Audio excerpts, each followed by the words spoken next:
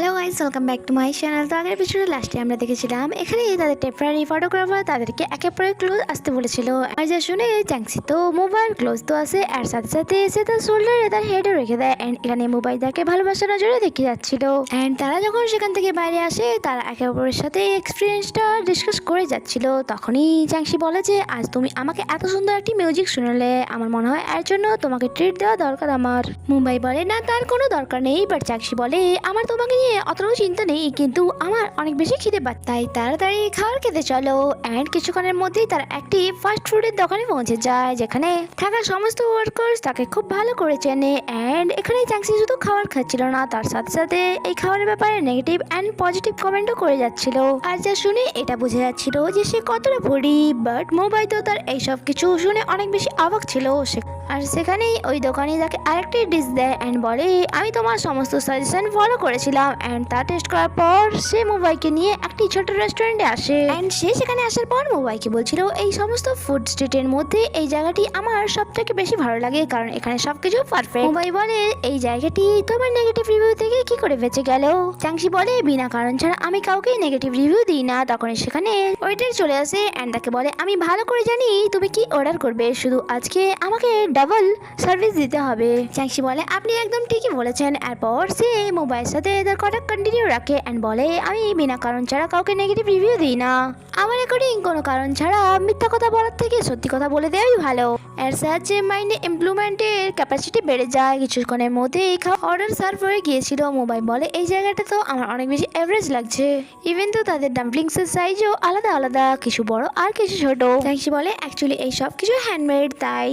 Mobile আবার object করে and বলে তুমি যাই বলো এখানে সার্ভিস অনেক বেশি ফুড, দেখো তাদের প্লেটগুলিও ভাঙা। চ্যাংসি বলে যে যতক্ষণ খাবারের টেস্ট অ্যান্ড ইনগ্রিডিয়েন্টস ফ্রেশ হবে এইসব কিছু ম্যাটার করে না। এখানে চ্যাংসি মোবাইলকে তার চাইল্ডহুডের একটি স্টোরি শোনায় যে যখন আমি ছোট ছিলাম তখন আমার ফ্যামিলি একটা হোমস্টে চালাতো অ্যান্ড যেখানে অনেক বেশি রাশ লেগে থাকতো। একদিন একটা ট্যুরে আসা অনেক বড় গ্রুপ সেখানে চলে আসে, আর তাদের সকলের জন্য খাবার বানানো এতটাও সহজ ছিল না, তাই ড্যাড আমাদের সকলকে নিয়ে এখানে চলে আসে। এই রেস্টুরেন্টের সমস্ত স্টাফ অ্যান্ড আমাদের ফ্যামিলি একসাথে খাবার বানিয়েছিল। অ্যান্ড ওই সময় আমার হাত থেকে পড়ে এই প্লেটটি ভেঙেছিল, তাই যখনই আমি এখানে আসি এই প্লেটটিতেই খাবার সার্ভ করে আমায়, আর যেটা আমি বলেছিলাম। বাট যাই হোক তুমি খাবার খাও, আমি আশা করছি তোমারও অনেক বেশি ভালো লাগবে। এরপর যখন মোবাইল ডাম্পলিংস খায় সে অনেক বেশি কনভিন্স হয়েছিল, কারণ সেটা সত্যি অনেক বেশি টেস্টি ছিল। এরপর সে চ্যাংসিকে জিজ্ঞাসা করে তোমরা এখন হোমস্টেটি চালু কেন রাখলে না? চ্যাংসি বলে যে আসলে আজকাল অনেক বড় রিসোর্ট অ্যান্ড হোটেল হয়ে গিয়েছে, তাই এত ছোট হোমস্টেকে কেউ ইম্পর্টেন্ট নাই দিত আর নাই সেখানে কেউ আসতো, এই ভেবেই আমরা সেটা বন্ধ করে দিয়েছি। এরপর সিন শিফট হয় অ্যান্ড আমাদেরকে হোটেলের সিন দেখানো হয়, যেখানে মোবাইল তার স্টাফদের সাথে কুকিং করছিল। অ্যাকচুয়ালি সে আজ থেকে তার হোটেলে ওপেন কিচেন স্টার্ট করেছিল। মোবাইল তার স্টাফদের বলছিল এই আইডিয়াটা গেস্টদের অনেক বেশি ভালো লাগবে। অ্যান্ড তারা বলছিল হ্যাঁ সত্যি আমাদের তো অনেক বেশি অদ্ভুত লাগবে যখন আমরা গেস্টদের সামনে কুক করে সার্ভ করব। অন্যদিকে আমরা চ্যাংসিকে দেখি যে তার রুমে ছিল অ্যান্ড এখানে তখনই এক স্টাফ এসে যখন রুম ক্লিন করছিল সে এখানে কান্না করছিল, যা চ্যাংসিও নোটিস করে। তাই সে তাকে জিজ্ঞাসা করে তুমি কান্না কেন করছো? বাট ওই স্টাফটি কথা ঘোরানোর চেষ্টা করে। চ্যাংসি বলে তোমাকে তো বলতেই হবে যে তুমি কান্না কেন করছো। স্টাফটি জানায় অ্যাকচুয়ালি আমি অনলাইন থেকে কিছু প্রোডাক্ট অর্ডার করেছিলাম যা অনেক বেশি এক্সপেন্সিভ ছিল অ্যান্ড অনেক দিন টাকা জমানোর পর আমি তা অর্ডার করেছিলাম, বাট তাই ইউজ করার পর আমার ফেসে অ্যালার্জি হয়ে গেছে। বাট ওই অনলাইন সাইটে যখন কোম্পানি ব্যাপারে রিপোর্ট করতে চাই তখন কোম্পানি জানায় যে এটা তাদের ফল্ট নয়। আমি তো এটা ভেবেছিলাম যে রিপোর্ট করার পর তারা আমার টাকা রিফান্ড করে দেবে, বাট তারা তো মানতেই রাজি নয় যে এই অ্যালার্জিটা তাদের প্রোডাক্ট ইউজ করার কারণে হয়েছে। চ্যাংসি বলে তুমি চিন্তা করো না, আমরা তাকে ছাড়বো না, এর জন্য তাকে রিফান্ড তো করতেই হবে। নেক্সট দিনে আমরা চ্যাংসিকে দেখি সে তার রুমের দিকে যাচ্ছিল, তখনই তার কানে পড়ে দিয়ে স্টাফরা তাকে নিয়ে আলোচনা করছে অ্যান্ড তার মজা উড়াচ্ছে। অ্যান্ড সেখানে একটি মেয়ে সবাইকে বলছিল যে তুমি জানো ওই মেয়েটি এক ঘড়ির পেন্ডুলারের মতো, তার কোনো কাজই থাকে না অ্যান্ড সারাদিন সে শুয়ে বসে আর খেয়ে কাটায়, তারপরেও সে আমাদের থেকে টপ পজিশনে আছে। জানি না সে বসের উপর কি জাদু করেছে যে বস ডাইরেক্ট তাকে এত ভালো পজিশনে জব দিয়ে দিয়েছে, তারপরে স্যালারিও ভালো দিচ্ছে। এইসব শোনার পর তো চ্যাংসির একদমই ভালো লাগে না অ্যান্ড সে ভেতরে এসে ওই মেয়েটিকে বলে যে আমি কি তোমার মেকআপ করতে পারি? অ্যান্ড তার সাথেই সে তার ফেসে মেকআপ করা শুরু করে অ্যান্ড তার ফেসকে অনেক বেশি অ্যালার্জেটিক দেখিয়েছিল।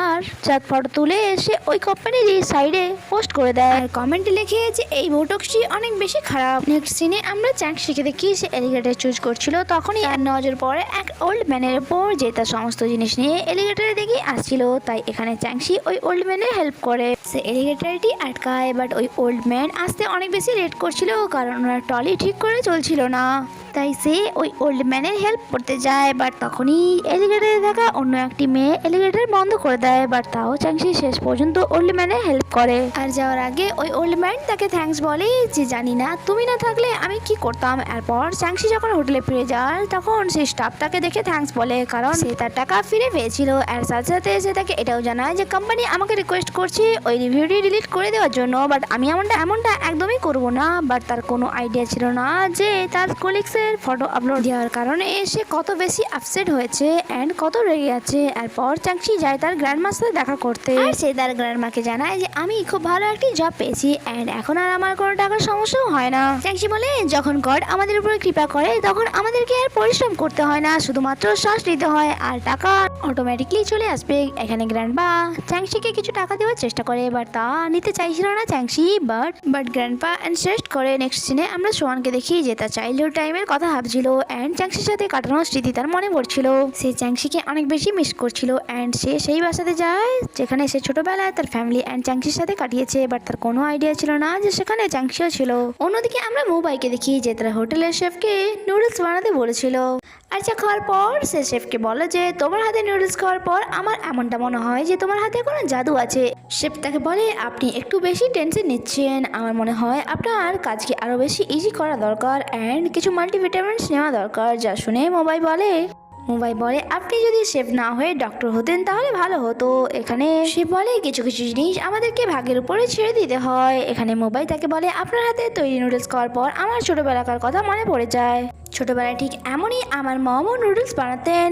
নেক্সট সিনে আমরা মুম্বাইকে দেখি সে দেখে চ্যাংশি তার জন্য ওয়েট করছিল অ্যান্ড সে বলে যে অনেক বেশি ভালো লাগে যখন কেউ আপনার অপেক্ষাতে থাকে অ্যান্ড সে এখানে চ্যাংশির কাছে এসে বলে তোমার কাছে কি ভালোবাসার জন্য টাইম আছে।